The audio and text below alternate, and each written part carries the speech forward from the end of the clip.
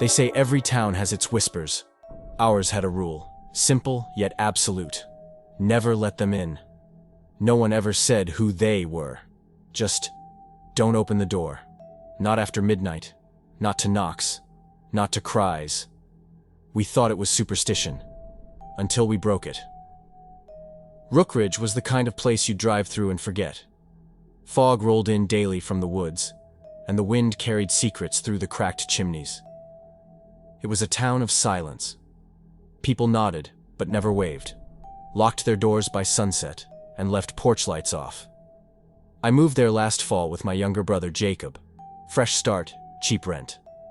Our house was old, Victorian, covered in ivy. The realtor smiled too much, warning us lightly, "Don't answer the door after midnight, no matter what you hear." It was 12:17 a.m. The knock was soft. 3 raps. Jacob, still unpacking in his room, heard it too. We stared at each other. Then the knock came again, louder, followed by a girl's voice. "Help, please. I'm so cold." Jacob moved to the door. I grabbed his arm. "Don't." He shook me off. "What if she's hurt?" "I don't care. We were warned." But he hesitated, and that hesitation saved us. The door handle twisted, as if they thought they'd been invited. I saw the shadow beneath the door widen. Not a shadow. Several. Fingers. Long, wrong, clawed. They scraped at the wood. We didn't sleep that night. The next day we went to the town library. Its only patron was a hunched woman with cataract eyes, Miss Wren. She'd lived here 80 years. "You heard the knocking?" she asked before we said a word. "Who are they?" Jacob asked. She pulled a crumbling journal from under the desk. "The Hollowed, spirits that mimic the living. They were once let in, decades ago. One by one they replaced the people of this town." I flipped the book open. Drawings of eyeless things with stretched mouths, standing at doors, mimicking the cries of children, mothers, friends.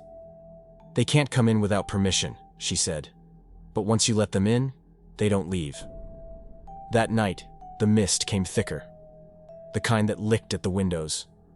And in it, we saw them. Silhouettes.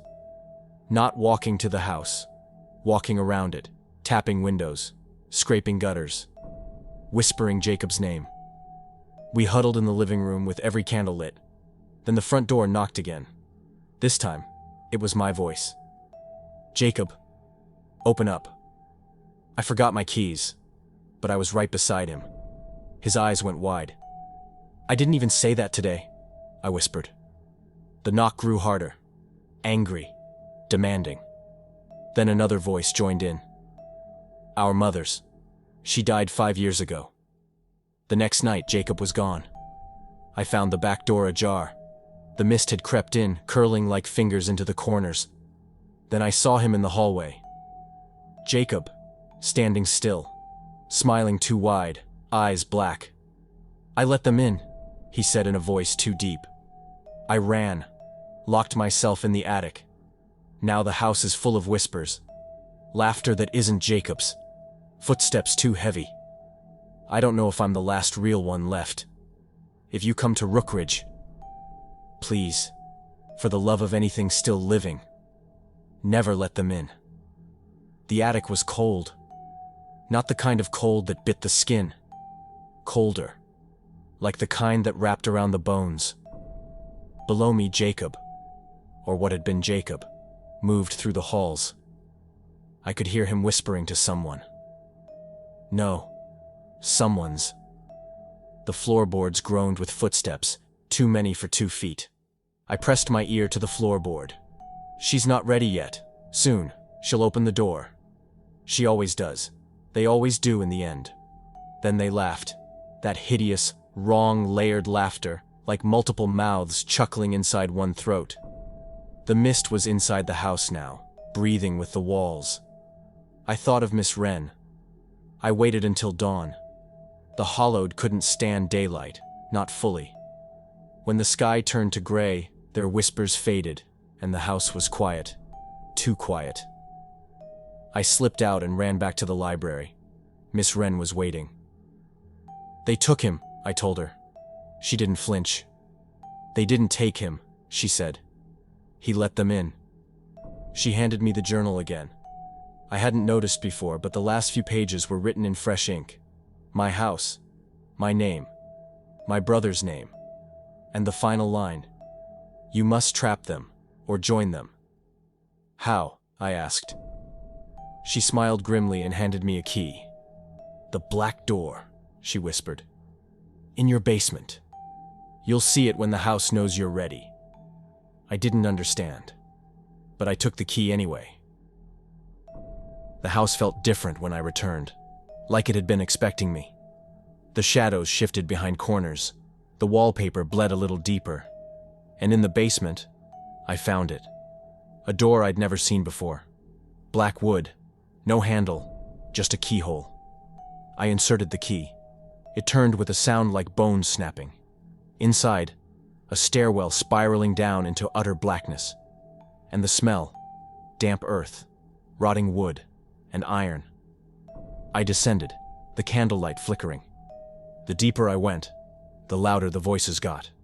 Whispers in my voice, in Jacob's, in my mother's, even Miss Wren's. At the bottom, there was a mirror, cracked, covered in soot. I wiped it clean, and the reflection was not mine. The thing in the mirror looked like me, same face, same eyes, but it smiled when I didn't. You can end this, it whispered. Trap us. In here. Close the door. I hesitated. And Jacob? The thing's smile faded. He's almost gone. But there's a sliver of him left. If you trap us, maybe he stays. If you don't, he becomes like us. Behind the mirror, movement, faces, dozens, pale, clawed, hollow. I turned to run, but the stairs were gone. Then I remembered the rule. Never let them in. But what if I locked them in? I screamed, "You're not welcome here," and slammed the mirror with the candle holder. It shattered. The pieces hissed and screamed as if alive. The shadows writhed, the voices shrieked, and then silence. I woke up on the basement floor, alone. Jacob was waiting at the top of the stairs. He looked tired, hollow-eyed, but himself. I heard you call my name, he said, but it didn't feel like you. I nodded. I think we trapped them. He looked down the stairs. What if they come back? I locked the black door, nailed it shut, painted over it, sealed it with salt and iron and everything Miss Wren told me. We don't talk about that night, not even to each other. But sometimes, when I pass by the basement door, I swear I hear it. A soft knock, 3 times, and a voice. Let me in. Weeks passed. Rookridge grew quiet again. The mist wasn't as thick. The strange noises stopped. Jacob and I started feeling normal, or something like it, until I noticed the cracks, hairline fractures in the walls, starting at the basement and crawling upward. They bled a black dust that shimmered like static. I cleaned them, painted over them, salted them. They came back.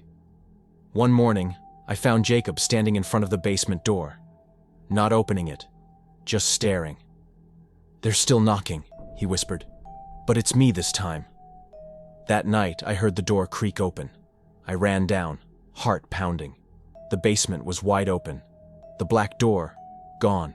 In its place, a hole, like the earth itself had yawned open. Jacob was gone. I screamed until my throat bled. Called Miss Wren. She didn't answer. When I went to her house, it was empty, abandoned. Rotten food on the table, candles long melted. In her place was a note. If the seal breaks, they don't need to knock anymore. They walk among us now. The hollowed figured it out. A new trick. They don't need the mist, or the knocking. They just become people. Jacob came back. His smile was too perfect.